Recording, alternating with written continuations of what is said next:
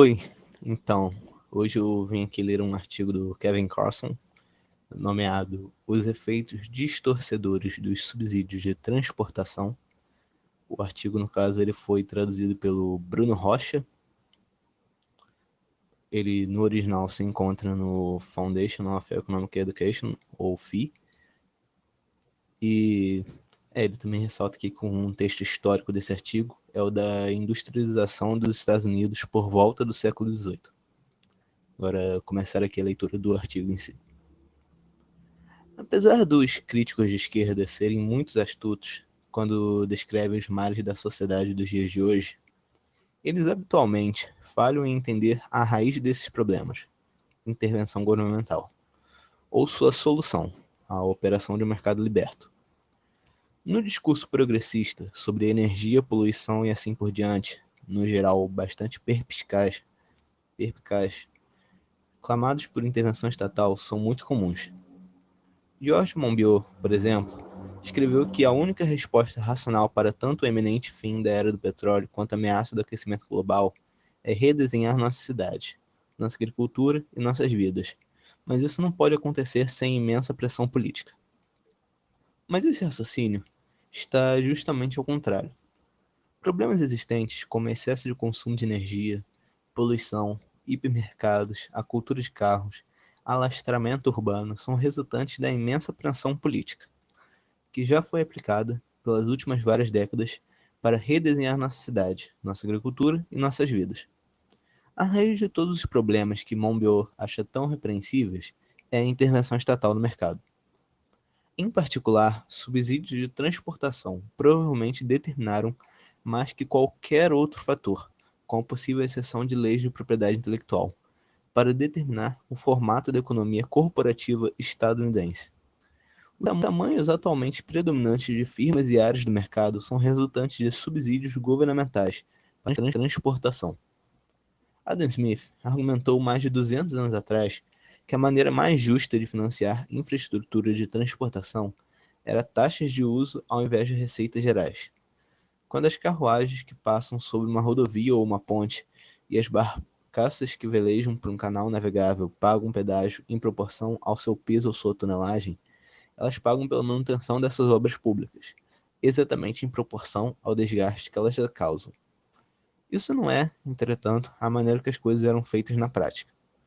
Poderosos interesses comerciais usaram sua influência política desde o começo da história estadunidense para assegurar financiamento governamental de melhorias internas.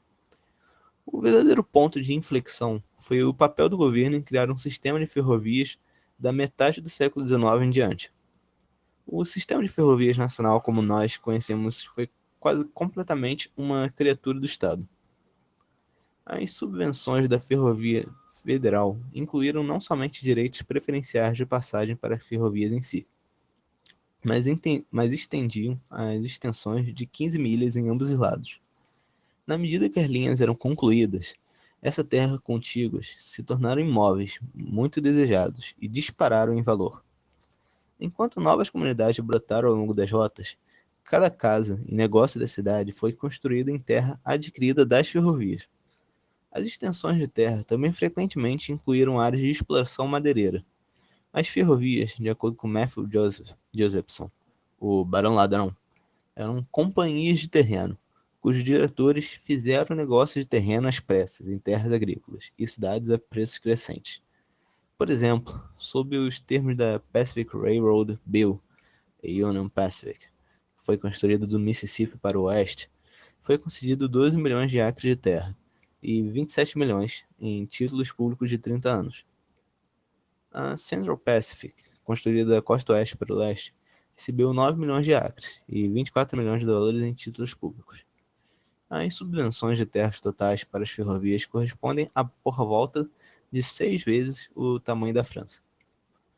Theodore Judah, engenheiro-chefe do Quivês na Central Pacific, assegurou potenciais investidores que tal empreendimento poderia ser realizado, se auxílio governamental fosse obtido, pois o custo seria terrível. Collis Huntington, o principal promotor do projeto, envolvido em uma sólida combinação de propinas estrategicamente posicionadas, e apelos aos medos das comunidades de serem contornados a fim de extorquir subvenções de direitos preferenciais de passagem locais de porto, terminais e assinatura de ações e títulos variando desde $150.000 até $1 milhão, de uma longa sequência de governos locais que incluía São Francisco, Stockton e Sacramento. O governo também revisou o direito contratual e penal para aliviar as transportadoras, por exemplo, isentando transportadores recorrentes de responsabilidade por vários tipos de danos físicos causados por suas operações. Tivessem os empreendimentos ferroviários sido forçados a arcar com suas próprias despesas de capital iniciais, assegurando direitos preferenciais de passagem, preparando leitos de estradas e colocando vias sem subvenções de terreno e compra governamental de seus títulos. As ferrovias provavelmente teriam se desenvolvido de acordo com as linhas iniciais, a qual Lewis Mumford especulou em The City in History. Diversas redes de trilhos locais, conectando comunidades e formando economias industriais locais. As interconexões de redes regionais e locais, quando aconteceram, teriam sido bem menores e menores em capacidade. Os custos comparativos de distribuição local e regional, consequentemente, teria sido bem diferente. Em uma nação de centenas de economias industriais locais, com transportação por trilho de longa distância, muito mais custoso que atualmente, o modelo de industrialização natural seria o de integrar maquinários de pequena escala para fabricação flexível em mercados locais. Alfred Chandler, em The Invisible Hand, argumentou que a criação do Sistema Ferroviário Nacional tornou possível, primeiro, mercados nacionais de atacado e varejo, e depois grandes firmas de fabricação servindo o mercado nacional. A existência de mercados nacionais unificados, atendidos por fabricantes de larga escala, dependeu de um sistema de distribuição confiável e de alto volume operando em nível nacional. A ferrovia e o telégrafo, tão essencial para a produção e distribuição de alto volume, foram, na visão de Chandler, o que tornou possível esse fluxo constante de bens através da linha de distribuição. A revolução nos processos de distribuição e produção dependeu em grande parte da nova infraestrutura de comunicação e transportação. Produção e distribuição em massa moderna depende da velocidade, volume e regularidade no movimento de bens e mensagens, feitos possíveis pela chegada das ferrovias, do telégrafo e dos barcos a vapor. O ponto de virada. A criação de um único mercado nacional, unificado pelo sistema de distribuição de altos volumes, foi provavelmente o ponto de virada entre dois sistemas industriais possíveis. Como Mumford argumentou em Technics and Civilization, o principal motivo econômico para a produção de larga escala no sistema de fábricas foi a necessidade de economizar energia nos motores principais. Fábricas eram preenchidas por longas fileiras de máquinas, todas conectadas por correias a eixos de transmissão de um único motor a vapor. A invenção do motor elétrico mudou isso tudo. Um motor principal, no tamanho apropriado, podia ser construído dentro de cada uma das máquinas. Como resultado, era possível dimensionar maquinário ao fluxo de produção e situá-lo mais próximo do seu ponto de consumo. Com a introdução da energia elétrica, como descrito por Charles Sabel e Michael Parr em The Second Industrial Divide, haviam duas alternativas possíveis para a organização da produção em volta do novo maquinário elétrico. Produção descentralizada para mercados locais, integrando maquinário de uso geral na manufatura e governado sob pressão de procura com ciclos de produção mais curtas e mudanças frequentes entre linhas de produtos, ou produção centralizada, usando maquinários caros e específicos para cada produto, em grandes lotes sob pressão de oferta. A primeira alternativa era mais naturalmente adequada para as novas possibilidades oferecidas pela energia elétrica. Mas, na realidade, a segunda alternativa foi escolhida. O papel do Estado, ao criar um único mercado nacional, com custos de distribuição artificialmente baixos, foi quase certamente o que fez pender a balança entre eles. As ferrovias, que são abundantemente criaturas do Estado, por sua vez, promoveram ativamente a concentração da indústria, através de sua política cambial. Sabel e Empire argumentaram que as políticas das ferrovias que favoreciam seus maiores consumidores através de descontos foram um fator central para a ascensão da grande corporação. Uma vez posta, as ferrovias, sendo uma indústria de alto custo fixo, tinham um tremendo incentivo para usar suas capacidade de uma forma contínua e estável. Esse incentivo significava, por sua vez, que elas tinham interesse em estabilizar o rendimento de seus principais clientes, um interesse que se estendeu para proteger seus clientes de competidores que eram atendidos por outras ferrovias. Não é, portanto, uma surpresa que as ferrovias promoveram esquemas de fusão que tinham esse efeito, nem que eles favoreceram as corporações e trusts com descontos. Reprisando o papel.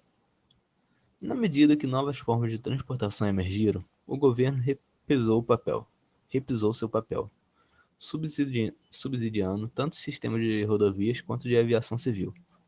Desde seu começo, a indústria automotiva americana formou um complexo com a indústria petrolífera e com projetos governamentais de rodovias. O grupo de pressão mais poderoso de Washington, como um documentário da PBS chamou, começou em junho de 1932, quando o presidente da GM, Alfred P. Sloan, criou a National Highway Users Conference, convidando firmas de petróleo e borracha para ajudar a GM a bancar esforços de propaganda e lobbying que perdura até os dias de hoje. Seja qual for a motivação política por trás deles, o efeito econômico do sistema interestadual dificilmente é ser controverso. Virtualmente 100% dos danos a leitos de estrada em rodovias são causados por caminhões pesados. Após repetidas liberalizações de restrições de peso máximo, muito além do maior peso concebível ao qual os leitos foram originalmente projetados para suportar, impostos sobre combustível falham miseravelmente em capturar dos operadores de maquinário pesado o custo do dano ao pavimento causado pelas cargas por eixo maiores. E caminhoneiros foram bem-sucedidos em se livrar de cobranças do tipo peso por distância, em quase todos os estados ocidentais, onde os esforços pela revogação continuam. Então, apenas metade da receita do fundo fiduciário das rodovias vem de honorários e impostos sobre petróleo na indústria de caminhões, e o restante é externalizado nos automóveis privados.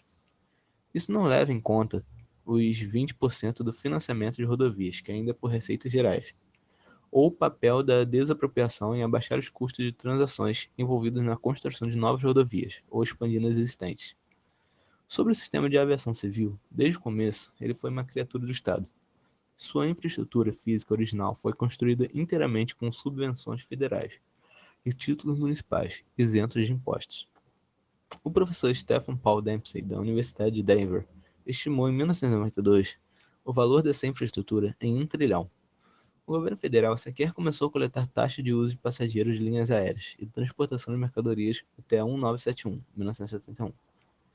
Mesmo com tais taxas pagando pelo fundo fiduciário dos aeroportos e vias aéreas, o sistema ainda requer subsídios públicos de 3 bilhões para manter a rede de torres de controle, centros de controle de tráfego aéreo e dezenas de milhares de controladores de tráfego aéreo da Administração Federal de Aviação. A desapropriação também continua central para a construção de novos aeroportos e expansão de aeroportos existentes, tal como as rodovias. Subsídios para aeroportos e infraestrutura de controle de tráfego aéreo é apenas parte da questão. Igualmente importante foi o papel direto do Estado na criação da indústria aeronáutica pesada, cujos aviões Jumbo revolucionaram a aviação civil depois da Segunda Guerra Mundial. Em Harry Truman and the War Scare, de 1948, Frank Kafka descreveu a indústria aeronáutica como estando se afundando em prejuízo depois do término da guerra e à beira da falência quando foi resgatada pela Guerra Fria. E mais especificamente pelo programa de bombardeios pesados de Truman. David Noble, em American by Design, expôs um argumento convincente sobre como os aviões Jumbo civis foram lucrativos apenas graças aos contratos governamentais de bombardeiros pesados. Os ciclos de produção do mercado civil sozinho eram pequenos demais para pagar pelo maquinário complexo e caro. O 747 é essencialmente uma versão adaptada da produção militar. O sistema de aviação civil é, vez em vez, de novo, uma criatura do Estado. O Estado e a corporação. É difícil evitar a conclusão de que o modelo de negócio dominante da economia americana e o tamanho da unidade corporativa prevalecente são resultados diretos de tais políticas. Um subsídio para qualquer fator de produção equivale a um subsídio para as firmas das quais o modelo de negócio depende mais pesadamente deste fator, ao prejuízo daqueles que dependem menos. Subsídios para a transportação, por manter os custos de distribuição artificialmente baixos, tendem a alongar cadeias de suprimentos e distribuição. Eles tornam enormes corporações operando sobre amplas áreas de mercado artificialmente competitivas, contra pequenas firmas produzindo para mercados locais. Sem falar dos hipermercados, com seu modelo de distribuição armazém sobre rodas. Alguns consequencialistas tratam isso como uma justificativa para subsídios de transportação. Subsídios são bons, porque eles tornam possíveis indústrias de produção em massa e distribuição de larga escala, que são, alegadamente, inerentemente mais eficientes, por causa das famosas economias de escala, que são magicamente infinitas, é claro. Agora, Tibor Machin argumentou justamente o oposto no Freeman de fevereiro de 1999. Agora aqui a citação do Tibor Machin. Algumas pessoas dirão que a proteção rigorosa de direitos contra a desapropriação causaria aeroportos pequenos, na melhor das hipóteses. E muitas limitações em construção, é claro, mas o que há de tão errado nisso? Talvez a pior coisa sobre a vida moderna industrial foi o poder das autoridades públicas de conceder privilégios especiais para algumas empresas de violar os direitos de terceiros, aos quais permissões seriam demasiadamente caras de se obter. A necessidade de obter tal permissão realmente iria impedir o que a maioria dos ambientalistas veem como industrialização desenfreada e imprudente. O sistema de direito de propriedade privada é o maior mediador de expressões humanas. Em suma, pessoas podem alcançar objetivos cujo eles não conseguem alcançar com seus próprios recursos, e convencendo os outros, através de argumentos e trocas justas, a cooperar. De qualquer forma, as eficiências, entre aspas, resultantes de centralização subsidiada são completamente espúrias. Se as eficiências de produção de larga escala fossem suficientes para compensar os custos de distribuição elevados, não seria necessário deslocar uma porção significativa dos custos para o pagador de impostos para assim torná-la lucrativa. Se uma atividade econômica é lucrativa apenas quando a produção dos seus custos é escondido, e não serão empreendidos quando todos os custos são completamente externalizados por um agente econômico, então não é verdadeiramente eficiente. E quando o custo total de distribuição, incluindo aqueles que são deslocados para o pagador de imposto, excede as proporções extensivas da indústria de produção em massa, em custo unitário de produção, as eficiências, entre aspas, da produção em larga escala são ilusórias. Então foi isso. Esse foi o artigo. O que tinha ressaltado. Eu estou com um pouco de sono. Como eu tinha ressaltado, esse foi um artigo do Kevin Carson para o FI, no caso Foundation of Economic Education. Foi lido pelo Bruno Rocha, foi traduzido pelo Bruno Rocha e lido por mim, Renan. E espero que vocês tenham gostado e é isso. Até mais.